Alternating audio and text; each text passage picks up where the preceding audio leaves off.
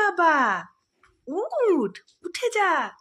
দেখ তোর জন্য কি বানিয়েছি, সানডে স্পেশাল লুচি ঘুগনি। উঠো বাবা, উঠো। খাবে না? উঠে যাও।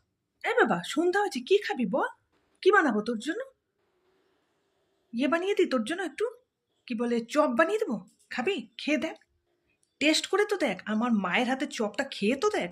খেয়ে বলবি, আরেকদিন বলবি বানাতে। বানাবো? বাবা, একটা জিনিস খাবি? প্যাটিস খাবি? প্যাটিস বানিয়ে দিই। আরে খেয়ে তো দেখ, খেয়ে দেখ, তারপর বলবি কেমন হয়েছে। মা একটু অন্যরকম করে বানাবে, খেয়ে দেখ, তখন বলবি মা আরেকদিন বানাও, দেখবি।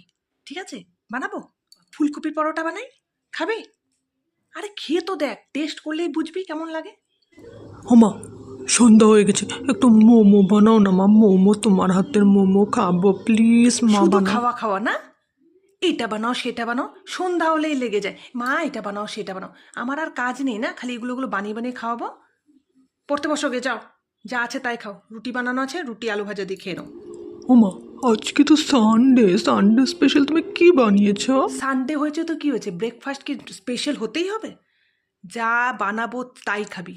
আজকে সেদ্ধ ভাত করে দেবো, সেটাই খাবি। আদরের ঘটা ছেলে, তুমি তো স্বাদ বাড়িয়েছ। বাবা এইটা খা, বাবা ওইটা খা, বাবা সানডে স্পেশাল এটা খা। খাইয়ে খাইয়ে স্বাদ বাড়িয়েছে, আর এখন রাগ উঠে যায় না? হ্যাঁ, এখন রাগ উঠে যায়।